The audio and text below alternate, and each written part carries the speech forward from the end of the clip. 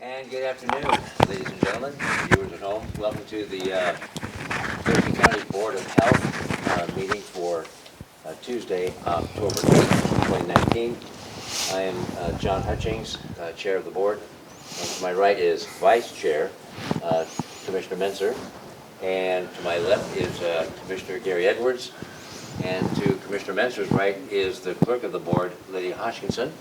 And to the right of her over on the bench is Public Health and Social Services Director Shelley Slaughter, and to her right is Acting County Manager Robin Campbell. So with that, we're calling the meeting to order, and we're going to start with presentations. The first one being proclamation for Breast Cancer Awareness Month, and I believe we have Liz Davis here. Yes, we do. Hello, Liz. Hello, good afternoon, Commissioners. I'm Liz Davis, Director of Child, Family, and Community Wellness at Thurston County Public Health and Social Services. Thank you for the opportunity today to tell you about Breast Cancer Awareness Month. We have some speakers who will be able to share experiences with you, and I know they will be very impactful. This is a very important topic to me personally. I've had several friends who have battled breast cancer. My great-grandmother passed away from the disease at age 44. My grandmother, my Nana, passed away from her fourth bout with breast cancer. And as of last week, my mother celebrated 20 years cancer-free from breast cancer. So I'm very proud of her and all of the healthy things that she's been doing to keep herself cancer-free.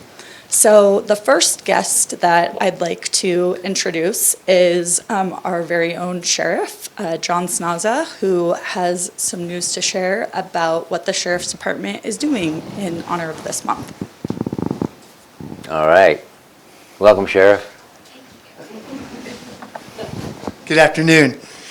First off, I want to say that it's really awesome to be able to talk about breast cancer awareness and making this month something really important to all of us. And the big reason for it is that, unfortunately, cancer has probably affected every one of our lives, not only in this room, but also in our very close and personal to us, people that we love and care for very dearly. And also the men and women who work for the Sheriff's Office, both in corrections and on the law enforcement side. And to show how much it really meant or means to us, we're going on our second year of authorizing patches to be pink patches to be worn on our left shoulder. And I have to apologize, I'm only wearing my pink t-shirt and some other pink stuff. But anyway, what I do want to make very clear is that I do apologize for not wearing my pink patch. I did get a chance to switch over my uniform, but it's really important that we're able to share, actually in law enforcement, kind of probably puts us at a more of a vulnerable position, meaning that we're real people. Meaning that we are affected by the things that happen around us, whether it's our own personal health or the people that we love and care deeply about health. And so by bringing up these patches, it means that we are fighting every day to beat cancer. And what's been really awesome is that we've been able to raise funds through the Sheriff's Office and get them to the American Cancer Society to use those funds to serve citizens of Thurston County. And that's what really means a lot to not only myself, but the men and women who work for the Sheriff's Office, that we get to partake in something that means an awful lot to us, and how proud we can be to say that we're not going to put up with it and we're going to fight very hard to beat this. And so I just want to say thank you for bringing the awareness, and thanks for all the efforts that the U.S. County Commissioners are putting forward and allowing us to do as well. So, and thank you for the purchase of the patches as well. I appreciate it. Thank you. Thank you, Sheriff. And you are selling these for $10 a patch to anybody and everybody? Yes. All right. And now I'd like to introduce to you Nicole Woolsey from the American Cancer Society, who has information to share with you, and will also introduce some further guests. Yay. A little shorter. Thank you, commissioners, so much for having us here today. And Gary, I brought you, I see you don't have a lapel pin on. Oh, okay, you have that one. Sorry. Thank you. You're welcome. Thank you so much for the invitation to be here today. I have brought some friends and supporters to share their stories and share ways that the American Cancer Society is fighting back against breast cancer.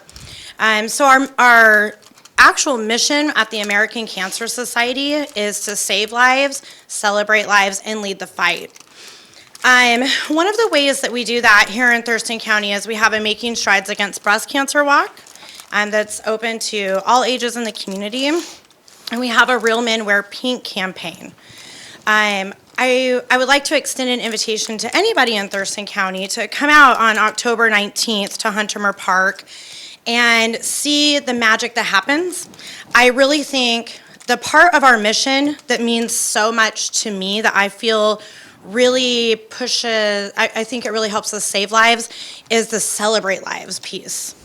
We have a start and finish line. It's a 2.8-mile walk, and we have about an energy level 10 at our walk with music and celebrations. We invite Boy Scouts and Girl Scouts troops, and we have a great festival type atmosphere. But what is the most special thing is somebody that has been fighting breast cancer, or even a longtime survivor, or knows somebody that's fighting, watching them be able to leave the starting line, and then the most impactful part is seeing what the finish line means to them. And to some people, a finish line is a line that they never thought that they would be able to cross, or a finish line that they're crossing for somebody who's not here to cross it themselves. I think celebrating people's fight, celebrating a survivor, a patient, or a caregiver's journey is so important because it really empowers people and gives them the strength and the confidence that they need. Sometimes people show up to our events and they're really scared, or they feel very alone or isolated. And when they leave and they see hundreds of people supporting them, it's so much more than a pink ribbon. It's really showing people that here's a dark situation, but we're gonna shine a lot of light on it. And the light's a pink light.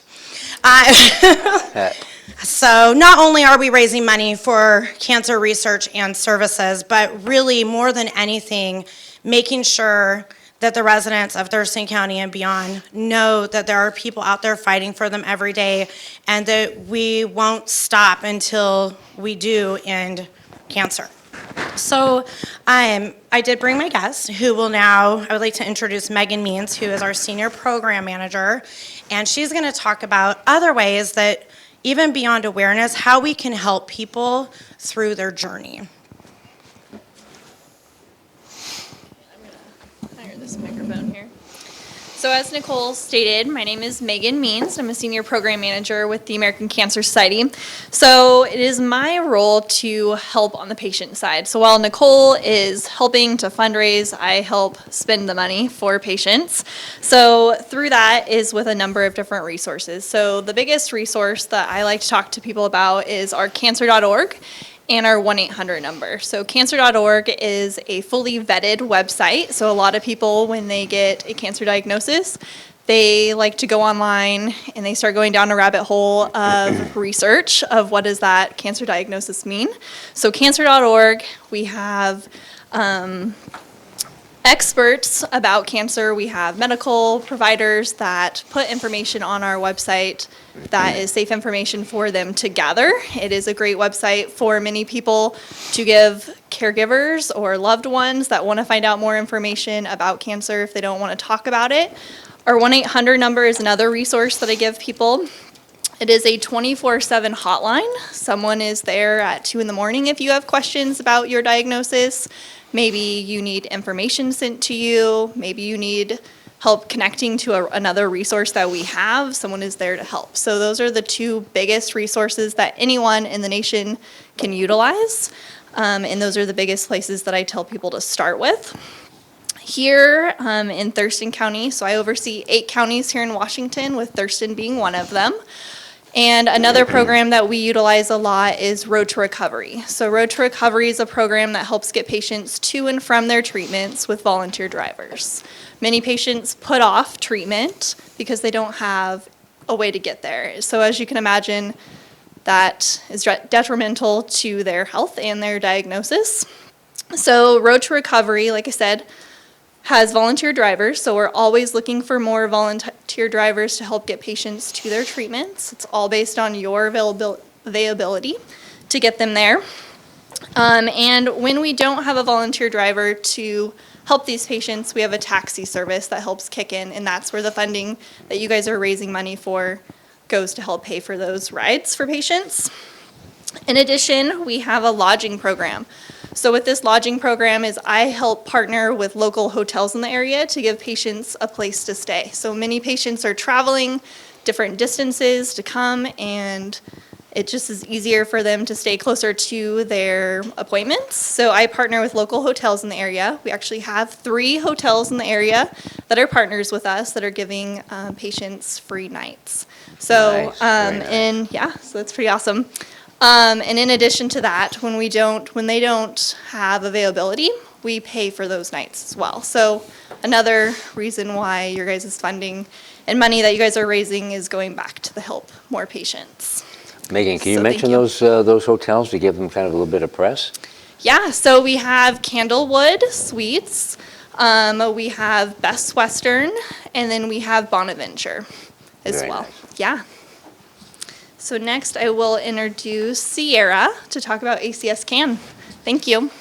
Thank you. Hello. Hello. So my speech isn't necessarily directly ACS CAN, but I am the Ambassador Constituent Team Lead for Washington State through the American Cancer Society Cancer Action Network. I also hold many other titles, not only pageant, but through the American Cancer Society. So my name is Sierra Nalani, and I'm Miss Washington Collegiate United States. I want to thank you for allowing me the time to come and speak with you today. I have spent at least 15 years working with the American Cancer Society through my platform, Cancer Prevention and Research, raising money and awareness for the cure. Apart from skin cancer, breast cancer is the most common type of cancer found in women. In fact, in 2019, nearly 271,270 cases of invasive breast cancer have been diagnosed. Together, we truly believe that if we all act right now, by 2050, everyone with breast cancer will live. We're acting now to stop any death from breast cancer, bringing together everyone affected by the disease and all those who are working to stop it. We're improving early diagnosis, developing new treatments, and preventing all types of breast cancer. 1 in 8 women will face breast cancer in their lifetime. Around 41,760 U.S. women have had their lives cut short by breast cancer this year. But there is good news. Survival rates for breast cancer have increased dramatically. More than 80% of women who develop breast cancer will now live beyond 5 years, whereas 40 years ago, it was only around half. Imagine living in a world where breast cancer has no power over our lives, where the fear, the pain, uncertainty, helplessness, loss, and anger we currently feel is replaced with answers and the ability to act. Imagine a day where we can tell every woman what her risk of breast cancer is. Imagine personalized health and lifestyle plans to help stop the disease from developing, routine blood tests that could detect breast cancer at its very earliest stages. Imagine treatments that could stop breast cancer before it ever gets a chance to take hold. They'll be so effective and so readily available that for most women, they'll be enough to stop the disease in its tracks. And if it does spread, no one will have to cope with the devastating knowledge that one day it will take their life.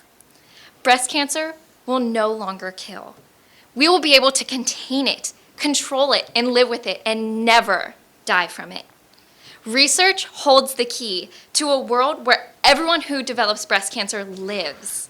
The American Cancer Society supports 162 grants, which allows the world's brightest researchers to cover the full spectrum of scientific discovery, from short-term explorations to major questions in breast cancer research.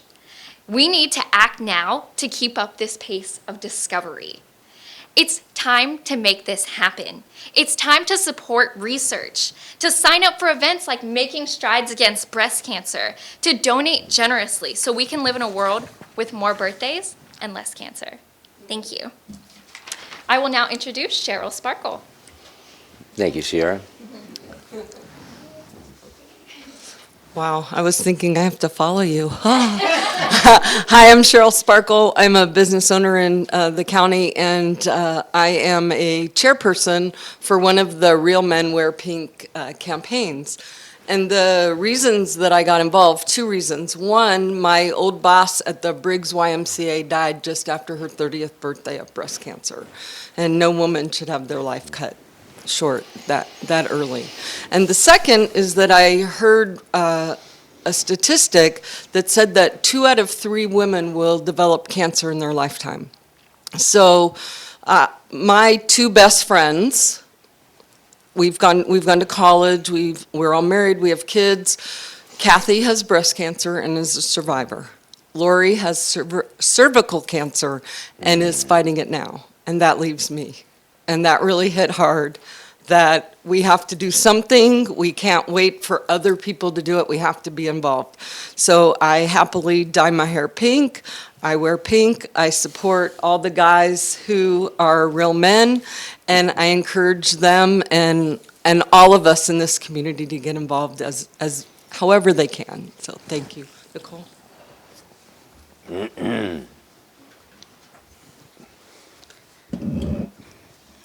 I want to circle back for a minute to programs and services.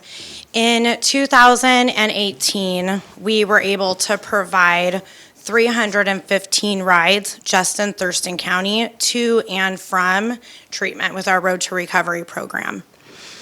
We were able to provide 47 nights with our hotel partners for overnight stays. We had 68 people or 68 nights of lodging at Hope Lodges, which are across the United States. So somebody who might be diagnosed here but needs to travel to Boston or Texas or somewhere far away, we actually have Hope Lodges that are ran so they don't have to take on that expense of living out of state through their treatment. So those are some pretty cool numbers that we were able to achieve here in Thurston County. I have so much pride around the fact knowing that 315 rides were given. The previous year, we gave 155 rides. So I think that shows, talking about it and awareness and that the free service is available, it really goes a long way. And I can't wait to see it 500 and 1,000 rides, because I know that there are people in Thurston County that still aren't getting to the treatment that they need to get to. I would encourage men and women to do their self-exams. And, October, these are things we can do throughout the year, but in October, we're bringing a lot of awareness to it, because not just women get diagnosed, but men. And there'll be about 4,000 men in 2019 that will be diagnosed with breast cancer as well. Many men wait. They don't think to do a self-exam or to get a mammogram. And so when they are diagnosed, it really changes what the outcome could be. So really raising awareness that this isn't just women. But men really have a journey in this as well, supporting their wives and their daughters and their sisters and moms through their breast cancer journey. So that's where we've activated the Real Men Wear Pink campaign to really engage the men in our community and support them and empower them in the fight. I invited one of my great friends and one of our board members, Corinne Wool, and unfortunately she was stuck in Pierce County today. But I just want to share a part of her story, and I will never be able to do it as eloquently as she will, but she is a warrior. So when she was 46 years old, she was diagnosed with breast cancer. she had a daughter who was about 20. Her name is Annie. And at first, Corinne, she thought, okay, well, I can beat this. Everything's going to be fine. What Corinne ended up finding out is that she had a gene mutation called the BRCA gene. Through that, she had genetic testing. Anybody in her family do genetic testing because it's a genetic mutation. When her daughter, who was 21 years old, found out that she was BRCA gene positive. Through further investigation, Corinne realized that all of the research that found that BRCA gene mutation was funded by the American Cancer Society. And after she had went on all of these other websites and got really scared, she found ourcancer.org, and it kind of started shedding some light, talked with her doctor, got the testing. But the thing about it is when we go to the doctor and we find out what the diagnosis is, you can then make your plan. Corinne had her breast cancer battle, and she is an amazing warrior survivor. And her daughter decided she is a pre-vivor, and she started her own treatment so that later in life she didn't have to go through the battle that she watched her mother go through. I feel that was a very brave decision on her behalf to be so young and face something so scary, but with so much courage and determination. The thing about the research is it's changing what the future looks like for people. And like Sarah was saying, there will be a time where people might get diagnosed, but they will live, and what their battle looks like will be different because of the research that we are funding. But while people have a journey, we want to make sure that they're supported all the way through it. We want people to know that when you wear a pink ribbon, you're wearing it for the Corinnes in your life and for the Annies in your life. You're wearing it to remind people to do their self-exams. You're wearing it to remind people to make the mammogram appointment that nobody wants to make. It might not be fun, but detection saves your life. So when we wear a pink ribbon, and we have some extras here if anybody needs one, when you're wearing that ribbon, that's what that ribbon means. And it really means the world when somebody who's had that battle sees the pink ribbon on your lapel. It really does mean a lot more than I think a lot of people recognize. So thank you so much for letting us share our stories. Thank you for making this a priority in Thurston County. We really appreciate your support, and we can't do this alone. We're leading the fight together. Thank you very much. Well, before you sit down, do you have any questions or comments? Do you have any questions or comments? No, I'm in awe of these folks, Yeah. to be honest with you. I have two questions. Number one, will you do me the favor of introducing the young man behind you wearing pink? Oh, I would gladly do that. Yes. I would love to introduce Martin McElliott, who is one of our Real Men Wear Pink candidates for 3 years now and a longtime American Cancer Society supporter. Want to say hi? Thank you, Martin. Thank you, Martin. I had to call you out. I had to. Number two, the event you talked about at Hunterburg Park, October 19th. What time is that starting off? It starts at 9 a.m. 9 and a.m. ends around noon. Thank you. And that's this coming, oh, no, it's the 19th. Is that the Saturday? October 19th. Yep, it's Saturday, okay. Saturday. Thank you. Good. Plan on being there. Thank you. With that, we'll have a proclamation to read. Yes, I do. Oh, and you're just sitting there, this guy's an idiot. Well, Nicole made me cry last time she was here. Yeah. Breast Cancer Awareness Month.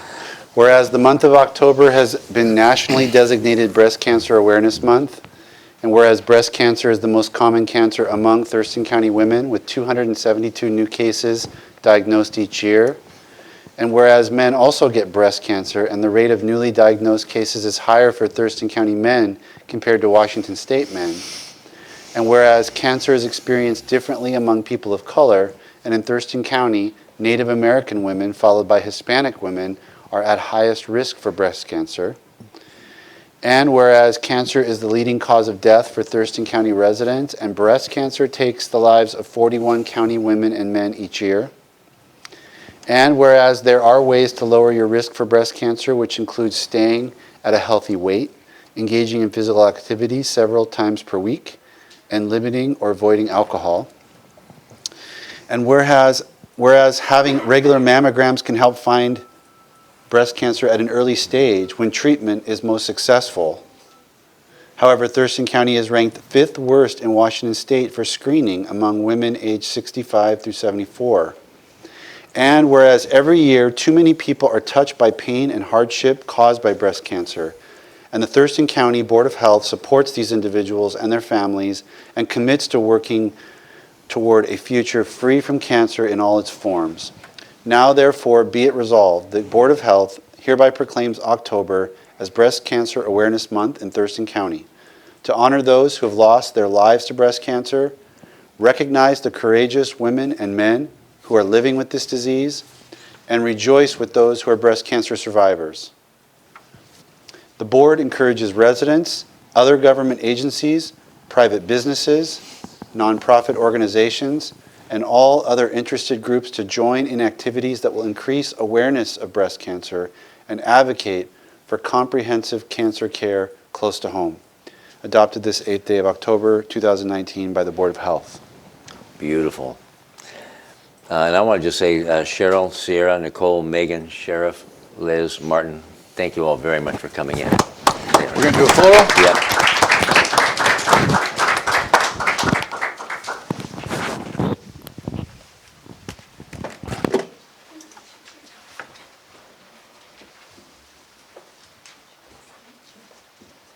Please, Sheriff, come on up.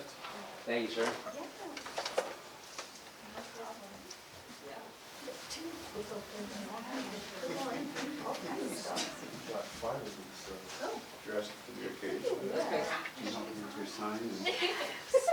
And you better sit up front. Stand up front, buddy. There you go. Just use 3. I'm tall, I should be in the back.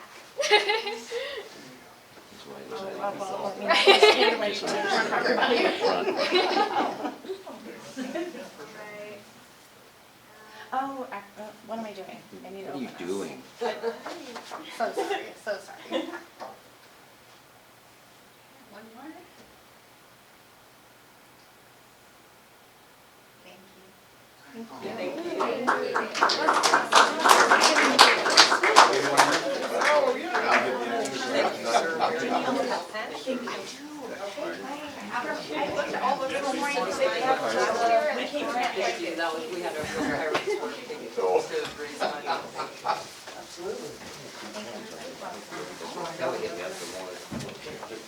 Yes, thank you so much. Thank you. Thank you.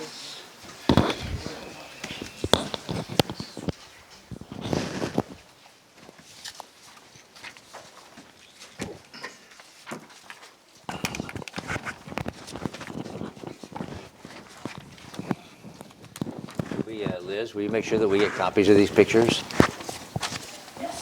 Thank you, appreciate it.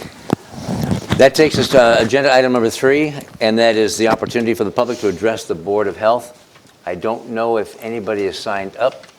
Oh, but we're checking. Nope. Okay. Anybody want to talk to us for any reason? Oh, no, okay.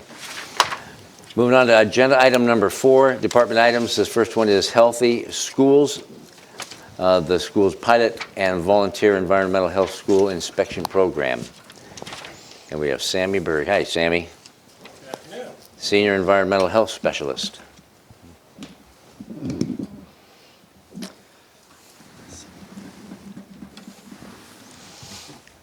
Okay, well, thank you for making the time for us. So we're going to talk about schools in kind of 2 components. One will be the ongoing work that we do on an annual basis within environmental health to help make sure that schools are a healthy environment and a safe environment for our kids, and then follow that with a particular project done to look at reducing hazardous chemicals usage in schools that Jennifer Johnson will talk more about. So we can go to the, oh, I guess I have a controller. Sorry. I don't know where to point this. Oh, Where you point it over here. okay, so we do a couple things when we're at schools, and this is a voluntary program that has been ongoing within the schools in Thurston County, now for almost 20 years or so. But when in around 2008, the state legislature put together a package of kind of more formalized safety requirements for school campuses. But as part of that, they held off on requiring that until the legislature was also successful in then funding school districts to basically implement these standards, which makes sense. Unfortunately, that has not happened. So these standards are out there more as guidance at this point, but for the most part, at the health department level and at the school level, we all recognize the value in them. And so we're all going along and playing with these standards, and they're implementing them, and we're making sure that they're in place. And that's been a good, healthy relationship for quite some time now. What we do is kind of divided into two main pieces. One, we go and look at the food safety, all the cafeterias and whatnot in the schools, and we treat them just like restaurants. They follow the same food codes: wash your hands, keep food hot, cold, and follow all that. And so we do that twice a year. And then once a year, we go to the campus and look at the whole campus from a safety perspective of basically what's out there that could harm the students. Looking at everything from the playgrounds outside to the gyms to the chemistry labs to the auto shops and everything in between, trying to make sure that we've identified and mitigated hazards or limited them as we can. Basically, we provide this as a consultation service to the schools, and then they pay us a fee for that activity. And this includes all the K through 12 schools in Thurston County, both public and private. And so their voluntary participation with this program has been fabulous, and it allows us to have full confidence in the schools and their efforts to keep their campuses as safe places for the students.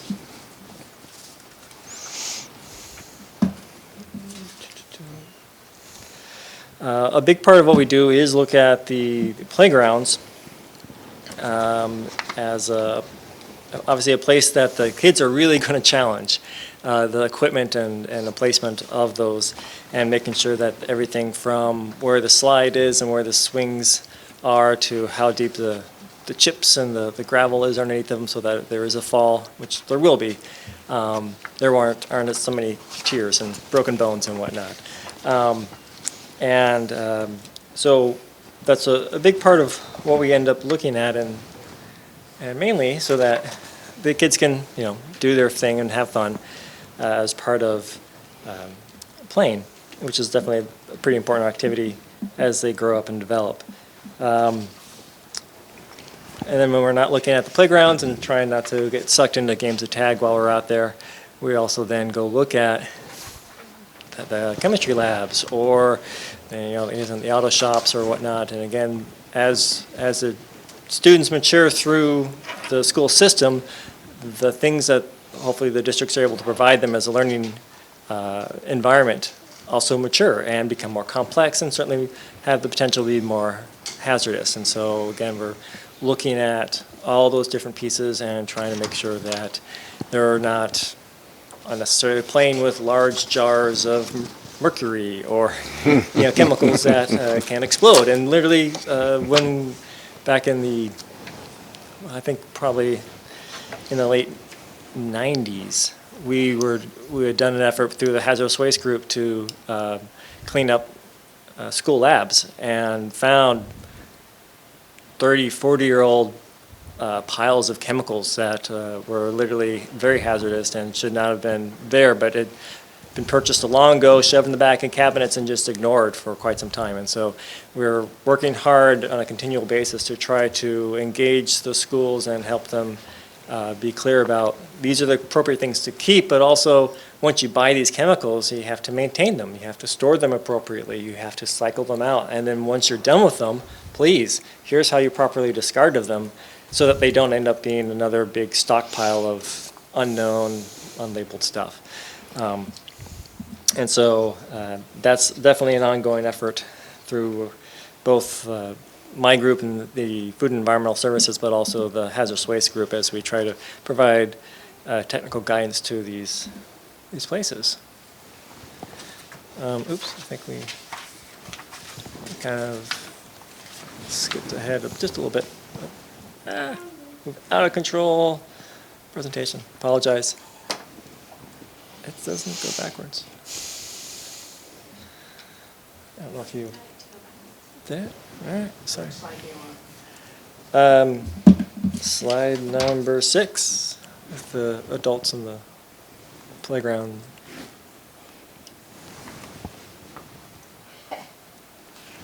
One more back, I think.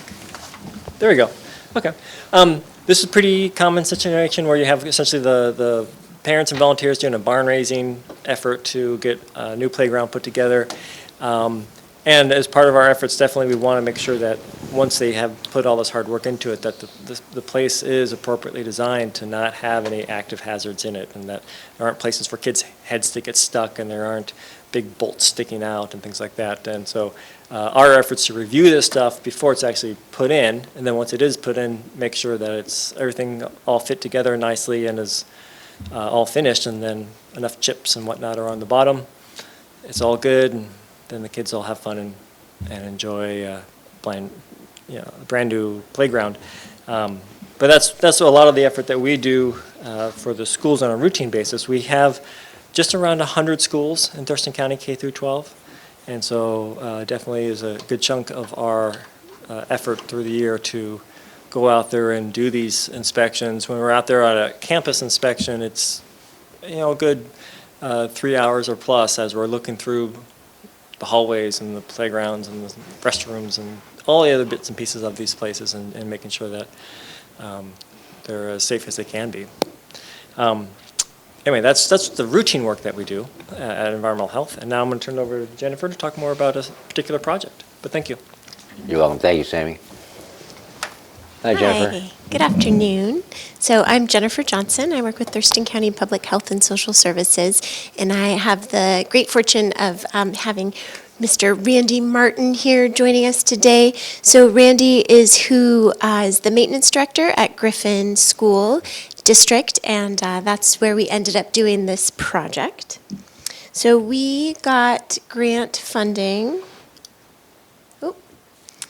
and we were able to put together a Healthy Schools pilot project. So this was for last year that we conducted this. We reached out to several school districts in Thurston County, wanting them to work with us. Our goal was to reduce the hazards that they're using in the school districts. And as you can imagine, schools are very busy and their staff is very overwhelmed. So while we had this great program, hey, we're going to come out and look at your hazardous materials and we're going to help you out, it just was too much, a little bit too much for them to take on. And so finally, I strong-armed Mr. Martin to working with us at Griffin School District. And so we were able to work with Griffin, which was a smaller school district than we had anticipated, honestly, which is why we didn't approach them from the get-go. But it was great to work with Griffin, and they were, let's see. Yeah, this clicker's a little odd. Okay. So, not insignificant, certainly. We're helping reduce the hazards for over 700 people, including the staff. So what we did is we worked with Griffin to evaluate the most toxic cleaning products that they were using on site. So these are things, as you can imagine, sanitizers, disinfectants. And we had a recommendation of products that would continue to do what they needed to do. In other words, of course, they were also going to provide the sanitizing and the disinfecting that's necessary at a school, but with a lower hazard rating. So rather than something that's rated as a poison or a danger product, we're looking for something that says caution as the signal word. And this is something that can carry over to the broader community. This is a lot of the outreach that I do in Thurston County with just regular old citizens, is talking to them about how to reduce their hazards from poisons and dangers to caution and warnings. And so we're able to take the work that we did at Griffin and also educate the rest of the community about that. So working with Randy and Griffin, we were able to switch out 5 of the products that they're using that had a hazardous signal word for just one single product. And so the way that this product works is that it uses hydrogen peroxide, and depending as its active component, and depending on the dilution, then it can act as a sanitizer, as a deodorizer, as a general cleaner. At Griffin, they're finding that it can also clean carpets and the whiteboards. So it's a very all-purpose product, really easy for the staff to learn how to use. And we have a local chemical distribution that is able to just deliver it right to the school. So since April of last year, Griffin School has reduced about 87 gallons of hazardous products and counting. And we plan to continue to work with them over the next year to just evaluate, is this something that they can continue to use? Is it as effective as they need it to be? And so on. So as I said, I would say that the ripple out of this project is really utilizing it to educate the greater community. We've had articles in Thurston Talk regarding this project. In the Steamboat Register, Griffin School District has received, the school board received a presentation from us. And so this is how we're utilizing this one pilot project to educate the greater community. And then, of course, we can utilize this to educate other school districts if they're interested in making the switch. Since I've started working with the distribution company that distributes the product that they're using, they're actually working with a lot of other school districts themselves. The distribution company is reaching out to schools, and now we see that Tenino School District has switched to this product, Rochester School District, and I think Yelm School District is all using these products now. So not that we're taking credit for that by any means, that's really the marketing work. But once the distributor found that it is really effective and helpful for schools, then it allows them the ability to do the marketing themselves. So just wanted to point out a project that we were able to do with just a little bit of money, and the great work that Griffin School did as our partner in this. The other thing that we did with Griffin is we provided integrated pest management plans for 2 of their landscape areas. So one, just the landscaping around the school, and the other one was the off-site playing fields. So as you can imagine, this is another place where hazardous materials are used for weed control and quick release fertilizer. And so we did provide them with some very specific guidance on how to manage those landscapes without the use of hazardous pesticides. And so far, so good. So any questions for me? Yep. All right. Do you have questions as well? Questions? Go ahead. How do you select these different companies that provide, I don't know, non-toxic, Yeah. less toxic materials in lieu of the more toxic materials that are being used? Sure. How do you do that? Are there several companies, or is it a bid process, or what? So the way that we did it is we were looking for products that had some sort of third-party certification for those products. So in other words, it wasn't just me looking at the products and saying, oh, that looks good. It was actually had been certified by either EPA. There's a couple of certifiers that do that. We looked at EPA just because that made sense. And then there was just, once we selected the product, there was just the one local distributor. So it was kind of an easy way to go about saying it's Lewis County Chemical that carries that product that we selected and is already doing the distribution to many of the school districts. And then as you get other districts involved, do other districts then pick up on purchasing these same type of products for the benefit to the environment? Yes. That would be the idea, is providing the information from this pilot project to other districts, anybody else, institutions that are interested, providing the information that we've gleaned from working on this small pilot. Is that it? Jennifer, is it you and Sammy are the only two that go out and do the food and health and cleaning inspections? And who does the inspections? How many do we have doing that? So there's a group, my group is 6 inspectors. Okay. And 4 of them are assigned to various school districts that cover that for the county. So I've got 4 people that beyond doing restaurant inspections also do the school inspections. Okay. And I don't think they were doing this when we were kids. No. Because I remember like Monobor and Roundup being used out in the field. And, hey, go play football and soccer, just don't fall down. You know. Right. And I remember Mrs. Carter, our chemistry teacher, stay away from that metal cabinet. They should have a lock on it, but stay away from that metal cabinet. Which is kind of creepy. You know, don't tell a high school kid that, because what are they going to do? Right. No, definitely. And you know, and that's a fine balance between, especially with like, you know, chemistry, where it's an important thing for students to understand, but how do we work with, say, like a hydrogen peroxide product that could easily be very safe for a number of age ranges versus maybe a hydrogen peroxide that's, you know, 10 or 20%, which could literally, you know, dissolve parts of you. So, you know, Right. some of it's just strength-wise and some of it's like, no, we really don't have a good need for mercury in here, so let's not have that. You know, so trying to find that balance, and there are a number of national groups they're trying to provide that technical assistance around. Here's a package of chemistry lessons and age-appropriate chemicals that go with it that hopefully can, you know, be easy to use, easy to maintain, easy to dispose of at the end of it, and still provide that education. And a final thought, and that is one of my favorite memories of grade school is with regard to the playground equipment, when the tether ball was placed too close to the slide. Right. And we would just sit back, and it was a great spectator sport to see how many kids would get picked off coming down the slide.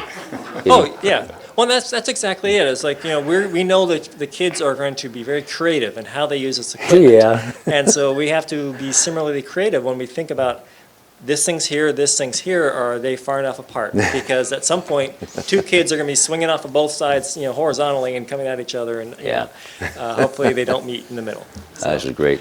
Thank you very much. Sure. Thank you, Jennifer.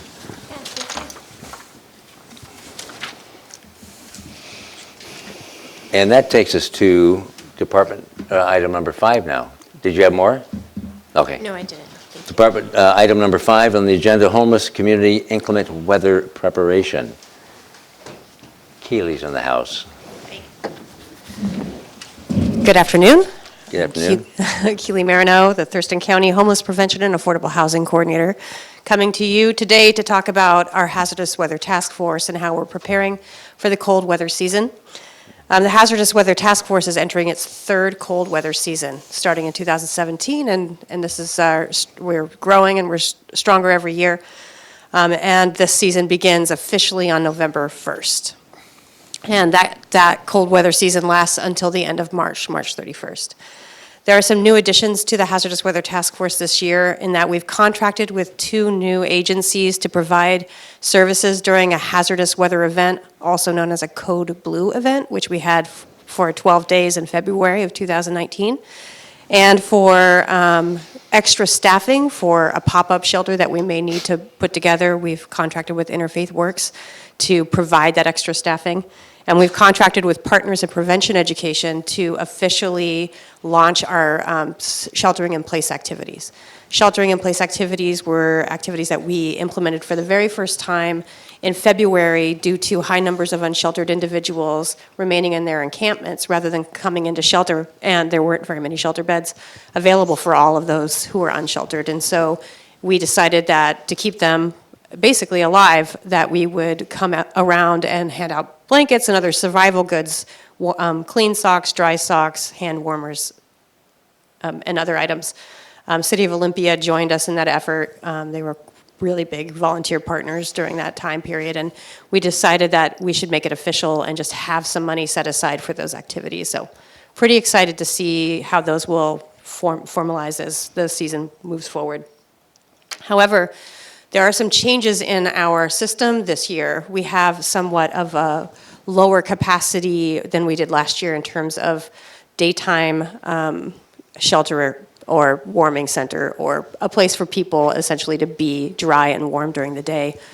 And those decreases in daytime or potential decreases in daytime shelter are, of course, concerning to the Hazardous Weather Task Force and the county in general.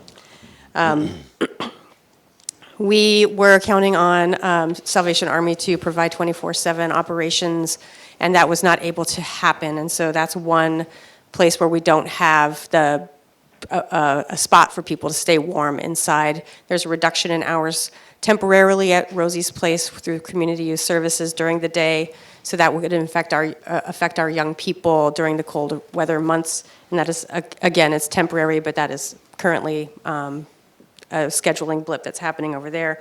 But we still have 800 to 1,000 unsheltered individuals estimated in our county that will not necessarily have a place to sleep or to go during the day.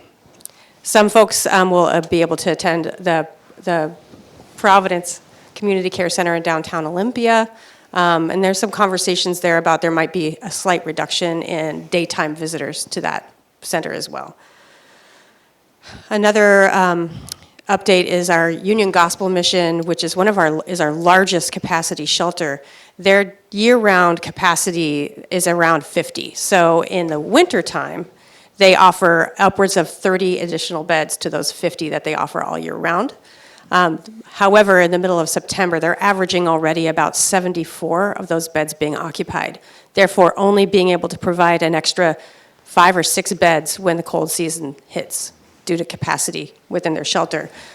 All the shelters are, of course, at 100% capacity currently, and we anticipate that the increased number of beds that we provide through contracts with Community Youth Services, Family Support Center, and Salvation Army will be fully occupied. We don't have an increase in any shelter beds this year unless we declare a code blue or hazardous weather event, and then Salvation Army will be able to expand into their another section of their building to provide some extra beds. The mitigation site was not in place at this time last year. It wasn't populated until mid-December, so there are some extra beds in that site. However, they're assigned, and so it's not an emergency night-by-night kind of situation. And they're reducing some of the numbers of their tents just to increase safety within the site. So they did have 115 tents, and they're aiming to kind of pare it down a little bit just to make it a little bit more manageable. So the Hazardous Weather Task Force, knowing that we have these deficits coming to us during this cold weather season, are meeting to have specific conversations around what kind of creative solutions can we come up with as a task force to address the need of daytime warming places for people to come to during the day, hopefully at least 5 days a week, if not 7. And another is we're meeting to discuss a proposal for increasing shelter-in-place activities with partners in prevention education to shore up some of those activities for folks that are unable to come to shelter. So those are kind of where the planning for this inclement weather season or cold weather season is at. We are aware that we need to be really creative and come up with some solutions that are going to keep people warm and alive through the next 6 months, and we are determined to do everything we can to make sure it's as successful as possible. Okay, do you have any questions or comments? Mm-hmm. Go ahead, please. Early on in your presentation, you said there wasn't the beds available. Now I forget the group. I don't know, maybe it was the Salvation Army, but you didn't say why. What's going on that some of these groups aren't functioning properly, or what's happening? Well, all of the shelters that we have in our community right now are full. The Salvation Army is just not able to provide year-round shelter at this time just due to some funding shortfalls. Other than that, all of the shelters that make up our homeless crisis response system shelter system are at full capacity. During the cold weather months, Family Support Center, CYS, and Salvation Army, as well as UGM, though they're not contracted, they don't get any extra funds. And then St. Mike's, there's a rotating bed for 12 homeless individuals who are male in a Catholic church in Lacey and also in Olympia, and they kind of rotate. Those are the shelters that we'll have during the cold weather system. Oh, and Drexel House has an emergency shelter as well. So those are all of the shelters that exist Can currently. you repeat those, that list? Sure, there's Drexel House. That's Yeah. also assigned through coordinated entry, so it's not an emergency shelter. It's a continuous day shelter. Interfaith Works has 42 beds. Salvation Army will be able to provide 30 beds during the cold weather season. There are the Catholic churches, so I don't want to misspeak on the name of the church in Lacey. I've forgotten, right now I've forgotten on the spot which one it is, but St. Mike's is one of those. Sacred Heart. Sacred Heart, thank you. We'll provide 12 extra beds. Between the two? Yeah, they swap back and forth. We have Community Youth Services Young Adult Shelter, which can provide up to about 39 youth during the cold weather season. And Family Support Center will be able to add an additional 30 or 36 beds during cold weather. And UGM, Union Gospel Mission, can go up to 80. It's about 325 if you include, or no, it's a little bit more than that. It's a little bit over 400 if you include mitigation site downtown and also Plum Street Village, which is also not technically a shelter, but still is a place where people sleep. Anything else, Commissioner? Is there something about the city of Olympia holding up an occupancy permit for the Salvation Army? Do you know anything about that? I don't know anything about that currently. Okay. Is that it? Keely, when our shelters are, that you just ticked through, when you say they're full, if you're an unsheltered person, how do you get in? I mean, do you have to go place to place? Do you go to one central point? Do you get, if you have got a child with you, do you get in earlier? Is it first come, first serve? How does that kind of work when they're full like that? It's a really good question. For families, they go to Family Support Centers, Pear Blossom Place, and they will accept anyone, first come, first serve, during the cold weather season for those extra cold weather beds to their capacity. So they do have fire code that they have to, of course, adhere to. And when they have overflow, they will provide hotel rooms for families that show up that can't get into the shelter. For CYS, it's a young adult shelter. They walk up, and it's a night-by-night shelter. For Union Gospel Mission, also just walking up, it's a night-by-night shelter. The 12 beds for men is also showing up at a certain spot, a pickup spot. There's a van that comes by and will pick up the individuals and take them to the respective churches. And then the other shelters are largely, the other beds are assigned through coordinated entry based on vulnerability. So 37 of the 42 beds that Interfaith Works provides are assigned through coordinated entry. 5 of them are night-by-night emergency shelters. So it really depends on the type of shelter. Okay, so, but at least for these some chunk, we're using the vulnerability index and For some of them, and yeah. prioritizing. Yes. And then I've never had a good sense of like the duration like the duration limits. Like, let's say I'm a super vulnerable person and I get a spot. Right. How long do I have that spot? So the continuous day shelters are continuous. So the Interfaith Works Emergency Overnight Shelter, Family Support Center, Drexel House, when you have a bed until you leave or something happens. Night by night is literally night by night. You're not guaranteed a bed. So you have to show up every night and to get in. Okay. Yeah. And then it's just if you show up and get a bed, then.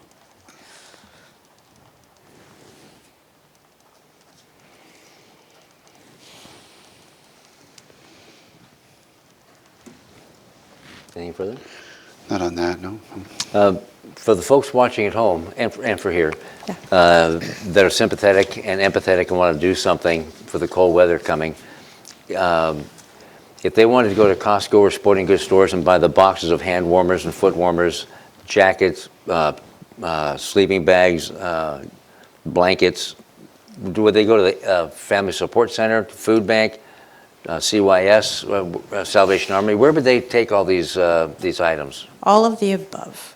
So I know that, yeah, it would be, we don't have a centralized spot for donations currently. However, for shelter-in-place activities, Partners in Prevention would be a place to donate those materials. But however, it's kind of, every shelter has its own times for dropping off donations and folks that you need to connect with to drop off those donations, so it would be contacting those individual shelters. Or they could contact me, and I'd be glad to direct them. I was just going to ask if there was someone, they bought a case of this stuff, didn't know where to take it. Right. They don't know these folks, or they don't know the acronyms, they don't know the organizations, they can call you. Absolutely, they can call me. What number might that be? Well, my desk number is 360-867-2544. I hope you don't regret. Give me a I hope call. you regret giving that out. 'cause Yeah, I'd it's fine. I would love to have a lot of people call with donations. That would be great. Absolutely, I welcome it. All right. Thank you. All right, thank you. Thank you, Keely. Real quick, Keely, Yeah. just before you leave, after you got the good news this morning that we'd like you to come to every agenda setting, Yes. you left the room and I asked that you be first up Okay, each day, and I think everybody agreed with that. excellent. So we don't kill every Tuesday morning. You can continue to schedule meaningful Excellent. work on behalf of the folks. I appreciate it. All And there right, might be another way to kind of get the information we need without you actually warming a seat. okay. I don't Whatever want I you to- can do, I don't I'm want you to happy. kill a whole Tuesday morning every week. I just Yeah. wanted you to know that because you left when we had that discussion. No problem. Thank you. Thank you, you're very welcome. Agenda item number 6 is adopting ordinance H-2-2019, establishing Board of Health regular meeting and times and locations. Thank you. Good afternoon, Commissioners. afternoon. Shelley Slaughter, Director of Thurston County Public Health and Social Services and Administrator of your Board of Health. For this item, you had a public hearing on September 10th, 2019. The Board of County Commissioners held a public hearing to review and receive testimony on a proposed ordinance amending Chapter 2.03 of Title II of the Thurston County Code relating to the regular meeting times and location of the Thurston County Board of Health. And the Board of County Commissioners approved this ordinance, but now we are bringing it forth to the Board of Health. Because this ordinance will revise the Board of Health meeting schedule and location to include setting the second Tuesday of each month, beginning at 3:30 at the same time, for the transaction of any business required or permitted by law, holding regular meetings on the first Tuesday at 9 a.m. and the second Tuesday at 9 a.m. of each month. That's at your regular agenda setting in which we discuss this Board of Health meeting. And other special meetings that are called by you as the Board of Health, provided by the provisions of RCW 42.30.080. Adjournments, continuances, and executive sessions shall be governed by the provisions of RCW 42.30.090 and 42.30.100 and 42.30110.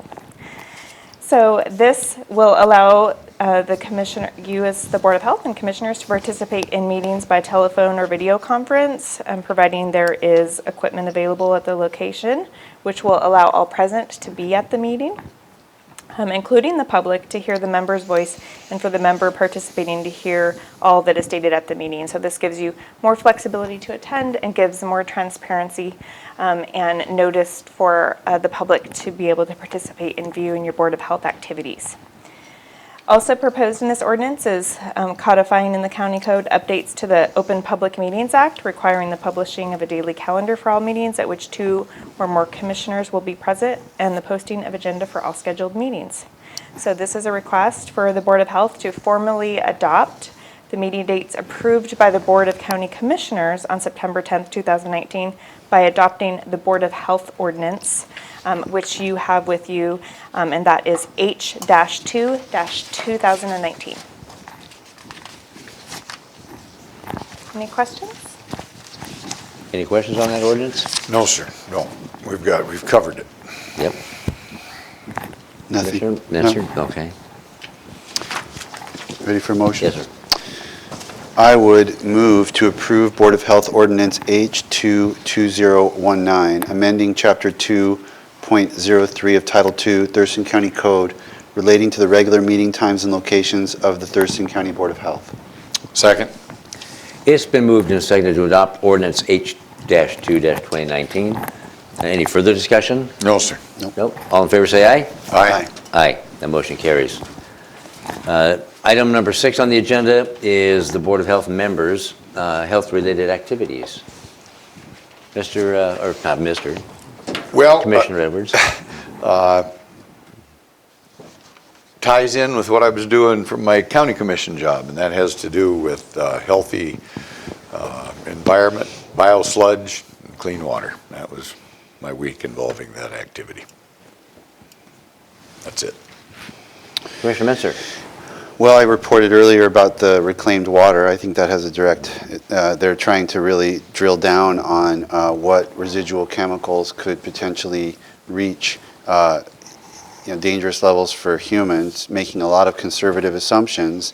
But what's interesting about this work is that many of the chemicals, some of them have standards. You can go to EPA or go to state of California or whatnot and see, but a lot of the work had to kind of be done wholesale in terms of figuring out the toxicity threshold and what would be, the limit that we're trying to look for in terms of adverse effects on humans. So a lot of preparatory work went into this, and as some of the folks in the community pointed out at the meeting, we can only study what we know about today, but yet, chemical companies and pharmaceutical companies are continually developing new items that then we have to, it's like a wiggle worm you can't get your hands around because there's always something right in front of you that you're not sure. So it's a very difficult task, but they're doing their best with the processes they have in front of them, and we'll have some information within 6 months about the final results of this reclaimed water study. I took a tour of the syringe exchange for Thurston County and sat in and kind of got to sit in on both a clinical appointment by one of the volunteers, which was really cool, and then actually just got to see the walk-up counter where folks come in and ask for things, and they showed me what they do and how it's laid out, and I'd never seen that, so that was very useful. Ramiro, our county manager, suggested I do that, and it was a good suggestion. Continue to go to Innovative Justice Work Group, which is working on the opioid task force strategy objectives. And since you mentioned last time around, I think that you got a flu shot, I'll report that I also got a flu shot. Yeah, good job. Which has been a habit since I had little kids in my home 10 years ago, and you're recommended to have it if you have elders in your home or young children, and I've just stayed in the habit, and it's served me well, so I encourage people to do that. Well, I got to throw in there that I got one too. All right. Did it hurt for a couple of days? It did hurt. Yeah, it did hurt for a couple of days. Yeah, it sure did. Good grief, man. Yeah, I still feel it there. Is that it? Yep, that's it. It's very interesting to me. Every issue that we deal with somehow is related to the Board of Health and health, whether it be the schools, like we heard today, farmers markets, restaurants, food trucks, septic issues, the Regional Transitional Center, the BHO that we sit on, and vaping. That's hot in the news now, vaping as well. And I was doing some research over the weekend. I walked into a marijuana shop and saw the actual sign from the State Department of Health with all the warnings about vaping. And don't do it, don't do it, don't do it. And then you talked about that this morning. And I'm about to talk about it again. Oh, you're going to talk about it again. Okay, good, thank you. It's a great segue. And then I had a dental cleaning and no observes, no cavities, and the hygienist said, you're going to put me out of business, quit taking care of yourself so well. And got the flu shot, and now I have to schedule my eye exam, routine stuff, probably so I can see these issues clearer. And that's it. So agenda item number 7, the health officer's report. Great. On behalf of Dr. Wood, I'm going to provide her report because she's attending an immunization conference today, so she couldn't be here. So she has given me some information to share. It's related to the vaping topic that you just brought up, Commissioner Hutchings. So last week, Governor Jay Inslee issued Executive Order 19-03 addressing vaping use as a public health crisis here in Washington State. So I'm going to give you a little bit of background nationally, statewide, and tell you what we're doing locally about this and how this impacts the Board of Health, the public, and our department. So as many of you have probably heard on the national and local news that there has been an outbreak of some severe and sometimes deadly lung injuries related to vaping. So as of October 1st, so just last week, there have been over 1,000 lung injury cases associated with using e-cigarettes or vaping products that have been reported to the Center for Disease Control from 48 states and 1 U.S. territory. So this is very widespread. 18 deaths have been confirmed in 15 states. This is very concerning. We're watching this very closely. All the patients have reported a history of using e-cigarettes or vaping products. And most of the patients have reported a history of using THC-containing products. The latest national and regional findings suggest products containing THC are playing a role in the outbreak, although there's been products that did not contain THC as well associated in the injuries and deaths. So approximately 70% of those affected have been male, but really concerning is 80% have been under 35 years old, with 16% under 18 years old. So this is impacting a lot of kids, so we're really worried about that. Here in Washington, currently, as of today, there's been 7 known cases in Washington State, including in Mason County, right nearby, King County, Pierce County, Snohomish, and Spokane counties. As of today, we do not have any suspected cases in Thurston County, but it's something that we are watching for and have alerted local health providers to report to us if they have any suspected cases. Dr. Wood wants to share that vaping is not safe for anyone. So she does not recommend, no matter what age you are or what type of product it is, vaping is not safe. The specific chemical exposure causing the lung injuries associated with e-cigarette use or vaping isn't known at this time. So it's being investigated. The Center for Disease Control is actively trying to identify what the source is, but we don't know, so that's why this is such an emergency. So tomorrow, the State Board of Health will consider the governor's executive order. Within the governor's executive order, which if anyone's interested in reading that, they can see on the Washington State Department of Health website,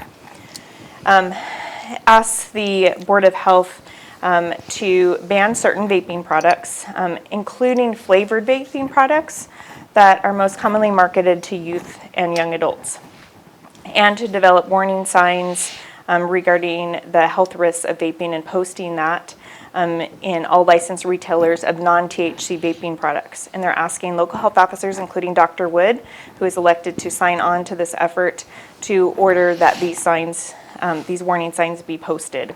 We are still working on hearing guidelines after the Board of Health hears this on how enforcement will be handled locally. We did issue an alert to providers on September 27th as we heard about this, and asked them to report it to us. The Washington State Department of Health is actively investigating people with possible lung injury, and it's continuing to develop and change. So it's something we're watching really closely every day. The state has activated incident command, so we're participating in almost daily calls and communication, and we're working. We have a team and a committee that we have developed across multiple divisions within our department that will be impacted by this, that are ready to respond when we have more clear orders from the Board of Health. So we'll comply with those requirements, and we're working with State Department of Health and the Liquor and Cannabis Board on this, as well as local businesses to figure out next steps. We've been really concerned about this for a long time. As you know, our amazing staff, Kateri Winsett, is our kind of vaping expert. She's very passionate about this. She provides a lot of education to other jurisdictions and schools and throughout the community and around the state on the dangers of vaping. And so this is something we've been looking at. We have a 7-county partnership to reduce vaping use that we, as Thurston County Public Health, have been coordinating. And we've had Kateri as our dedicated staff running Vaping Not As Harmless As You Think campaign for the past 1.5 years. And part of that project was really timely. We ran a movie theater media campaign. We're trying to find lots of innovative different ways to get messages out to the public, especially kids. And so we had our Vaping Not as Harmless as You Think reach moviegoers at the Century Olympia Theater that's at the mall, Regal, Martin Village, and out in Yelm Cinemas. And we've also supported regional education efforts in Cowlitz, Lewis, and Mason County. So this is a regional issue that we're looking at, and we really want people to know, and Dr. Wood specifically wants anyone watching this to know that quitting is possible. Any parents that are concerned about their kids that are vaping, that there are lots of resources available to help people quit. And they should start by talking to their healthcare provider. There's also a tobacco quit line that's 1-800-QUIT-NOW, so easy to remember, 1-800-QUIT-NOW. And there's also a website, www.smokefree.gov, that people can visit. And there's an app that's a smartphone app called Tomorrow, and it's a cessation support group that we recommend. So for more information, people can visit our website, the Washington State Department of Health website, for the latest developments, and also encourage people to check out our social media accounts, including Twitter and Facebook, for the latest developments, as well as information on this as we get it. And we'll continue to share that with the community through media as we have it, and we'll keep the Board of Health posted as well. Is she going to take questions? Questions? Yeah, Yeah, absolutely. You're done with that report, the doctor report now. I have two more things from the doctor, but I'm happy to take questions now on this let's do it now. vaping issue. On the vaping? Going too far, yeah. I'm stumped about vaping. I don't understand, is vaping always something to do with a tobacco product, like nicotine, or a marijuana product? Kateri. What's that? Yeah. One of our employees, Kateri Winslet, is the... Not always. The vaping devices and e-cigarettes can have many different kind of chemicals and products in them. Some contain nicotine, which is addictive. Many do. Some don't. Some contain THC, which is a component of cannabis. But I mean, are they sold under the kind of the description that this is tobacco, or this has nicotine in it, or does some of them say it's got peanut oil or bubble gum, or what's the deal? I'm really stumped about why somebody is putting something into their system they don't even know anything about. Is that what I'm hearing? Yeah, I think so. I mean, a while ago, I think the vaping industry really tacked on to people who wanted to not smoke. And then we know a lot about the dangers of cigarette smoking and the health impacts of that. And vaping was initially kind of promoted as an alternative to that, that was supposed to be safer, and as we have found out with this outbreak and long suspected, that's not turning out to be the case, because there's all kinds of chemicals and we don't know where they're from, and they're getting into people's bodies and they're getting into the air that we all breathe. So the FDA, I mean, allows you to inject or do whatever you want to your body without any control because they haven't analyzed it yet, or what? I'm trying to get a handle on this These products were initially approved by the FDA, I suspect. They were initially approved. All this stuff that you're saying has chemicals in it that nobody even knows what it is, and the FDA approved it. It's kind of like ecology approving biosolids in the river and dumping. Perhaps we can get Kateri. She's an employee at Public Health. This is her passion and outreach. Well, set up you might have missed that. No, I've heard some of them even in the past, but I'm just dumbfounded why people keep doing this.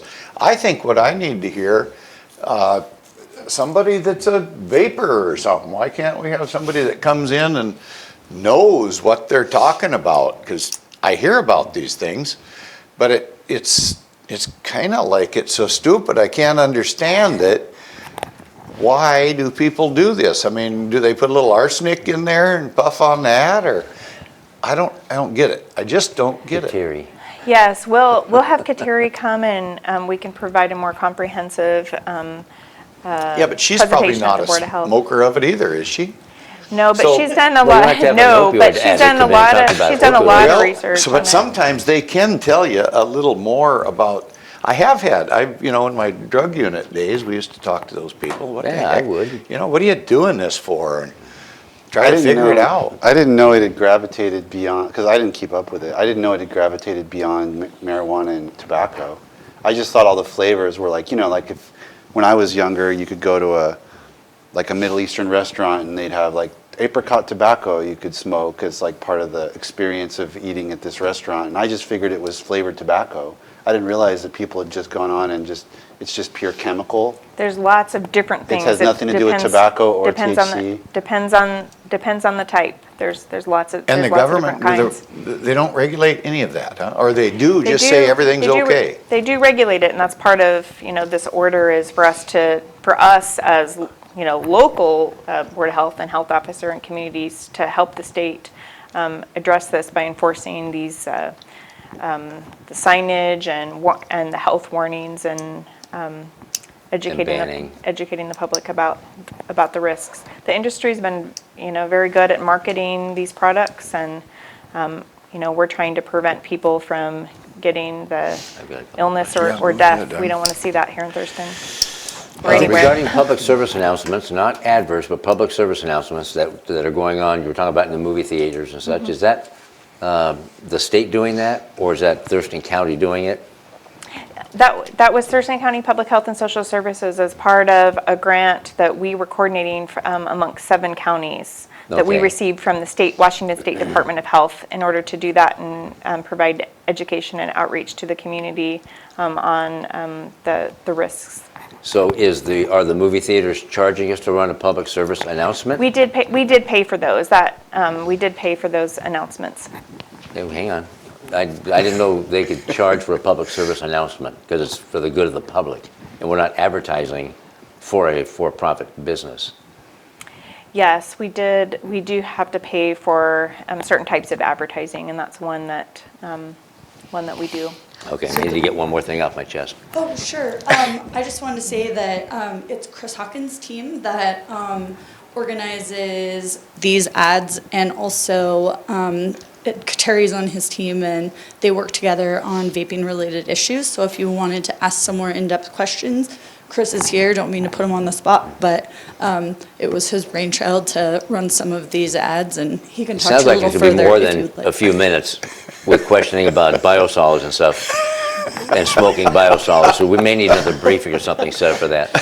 I would also just interject that the media is responsible for giving us so much time of public Public service announcements? Public service announcements, Yes. but that would be radio, television, that would not be movie theater. So we were getting very innovative on how to get this message out. It's a great idea, but I thought really is. Just of the social conscience, they would do it.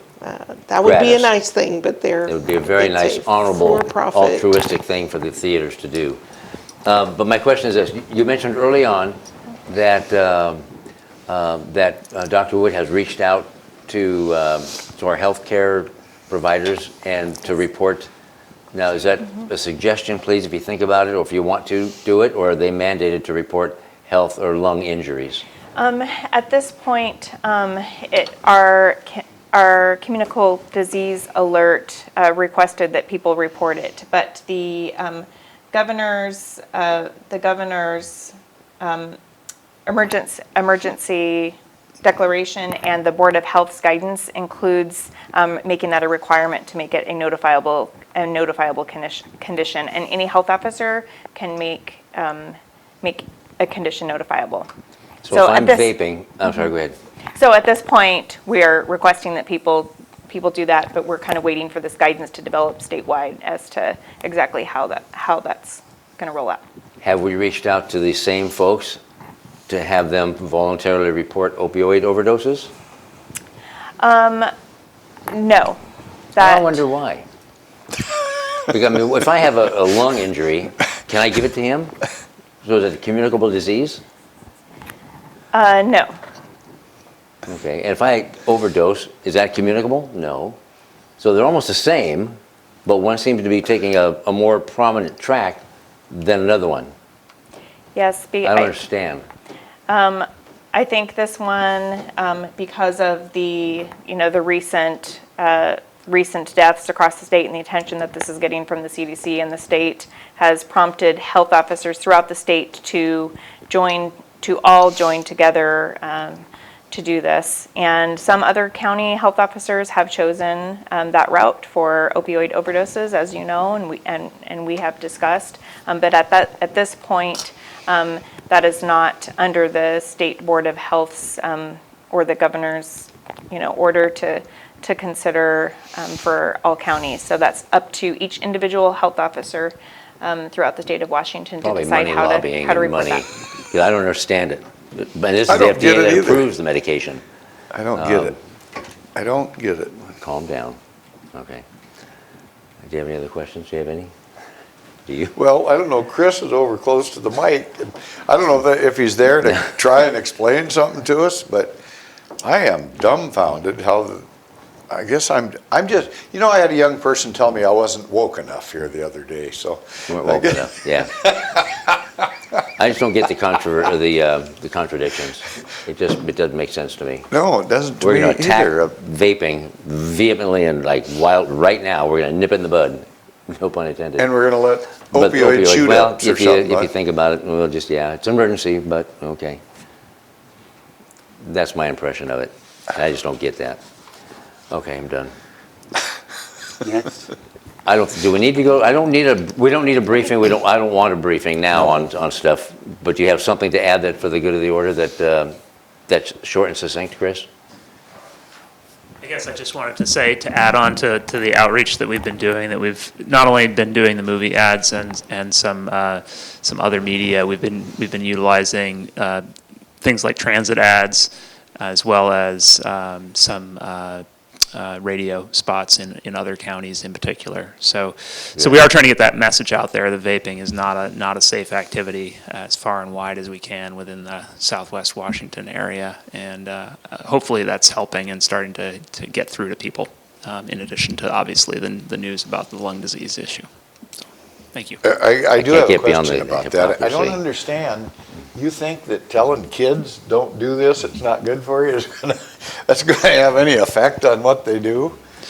Well, I think that the message was not very clear over the last several years that has led to a situation where a lot of people are using this without fearing the repercussions. A corporate thing? I mean, it was But all about money? It's fighting the corporate businesses that are selling an image. It's all about money then, huh? You ought to hear some of the names of these flavors.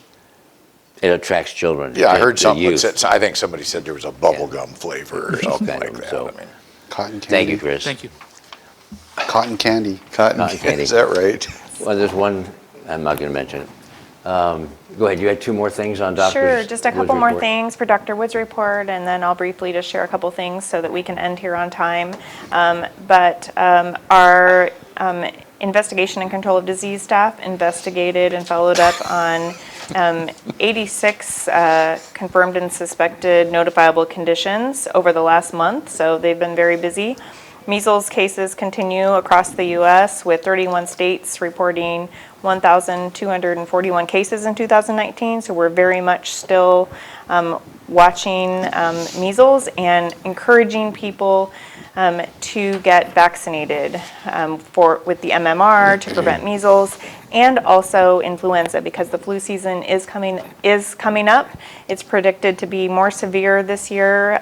Surveillance is beginning across the state. Thus far, we haven't seen any big rises in cases, but we expect that that'll start happening soon, and the vaccine is very effective this year. So we strongly encourage people to get vaccinated. Vaccines are safe and effective at preventing illness and disease. It's the best way to How do protect we know yourself it's from getting effective sick. if we don't have the flu hitting us yet? Because they develop the vaccine a couple of years ahead, and they look the way they look at patterns. And so, for example, we can kind of predict how influenza might impact us here when we look at Australia, who's already kind of been through the season. So, Okay, there we go. yes. So That makes sense, yeah. yeah, that's how we can. That's why you're so smart. We can track that, yeah. So. Okay. So that concludes Dr. Wood's report, and I can just jump really quickly Sure, go ahead. into a couple other items that's related to immunizations. So our public health emergency response and preparedness staff and our medical reserve corps staffed the Kaiser Permanente Olympia Medical Clinic immunization event last month in September. We shared that at our last Board of Health that it was going to happen, but I wanted to share the great results of that. The volunteers and staff saw 88 students, so that was great. 209 immunizations were administered. There was 14 MRC volunteers, which we just can't thank them enough for the volunteers that give their time to us for these clinics and to prepare for emergencies. And then we had 2 nurse-family partnership nurses that assisted for the clinic. So really, really happy about that. And again, encourage people to get immunized. And you can get that at your local pharmacy, visit your doctor. And it is free for kids in the state. So our syringe services program to date has collected over 1.1 million syringes. And 20% were for disposal only, so we're taking 20% more in than we distribute out. And our staff have dispensed 1,831 doses of naloxone. How many? This year. How many? 1,831 doses of naloxone. So that really represents lives saved. Does dispensed equate to administered? Not necessarily. That's how many that we gave out, but we do ask for people to report whether they use them or not. So we do have some data around that as well. Do you know what percentage of that? Out to the community. I don't have that data with me right now, but for our next report, we'll certainly bring those details to you. And we're really happy that we have Katie Strozik, our opioid response coordinator, fully on board now. As well as our syringe services team that's working on this issue. Did you have a? Might that be good information to have?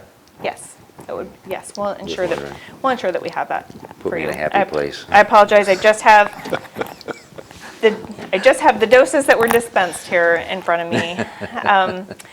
Our opioid response task force met on September 9th. Thank you for participating. And the next Thurston County opioid response task force meeting is scheduled for November 4th from 3 to 5 at the health department at 412 Lily Road.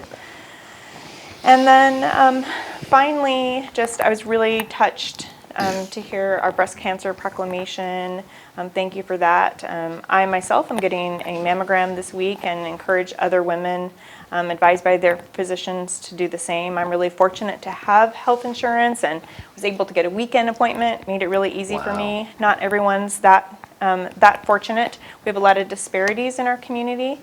Our screening rates, as you heard or as you read in the proclamation, in Thurston County are lower than state and our national rates, according to our county health rankings by Robert Wood Johnson. So it's something that's really important for us to increase. We're focused on that and advancing health equity and preventing disease. And right before I came to this meeting today, it was really exciting. We hosted the Community Action Coalition, which is a relatively new project and team. We were approached by Fred Hutch Cancer Research Center and the Seattle Cancer Care Alliance to participate in this community coalition with public health and providers and communities throughout the state to address and prevent the leading cancers among young people and populations that are disproportionately impacted by not only breast cancer, but cervical cancer, colon, lung cancer. So we're working really hard on that. And that concludes my report. I have one question. Perfect. Certainly. How much do each one of those doses cost the taxpayers? Of naloxone. We receive naloxone 100% free from the University of Washington. Wow. So it is to no cost to taxpayers. Well, that's nice to hear, I guess. The other piece of that, what I'd like to know when you finally get information on it, I know one of the early opioid seminars I went to, it was a speaker from Ohio, I think, where they have a real problem even more so than we do. One of the issues was the length of time between the time they pass out, quit breathing, until they get this product and the damage that's done to the brain. So some, even though it might recover, are permanently damaged. And so I'd like to know a little more about that. And maybe that can encourage us to report or something, I don't know. Yes, we'll definitely get some more information on that. And that's one of the reasons that research that you just cited is why it's really important for us to get it into the hands of those who may use drugs or their family members or friends, because they're going to be the first ones on scene. And so we'd like everyone to have access to naloxone, because this crisis touches every single one of us, no matter who you are, and it's really good to have that right on hand and accessible, because not only can it save lives, but it can prevent long-term hypoxia to the brain and traumatic brain injury. And so we're really happy to have the grant to be able to provide the naloxone to the community. Wonderful. All right, anything further? Commissioner Messer? No. Commissioner? No, sir. Then we're adjourning this Board of Health meeting from October 8th, 2019. Adjourned. It's always so depressing.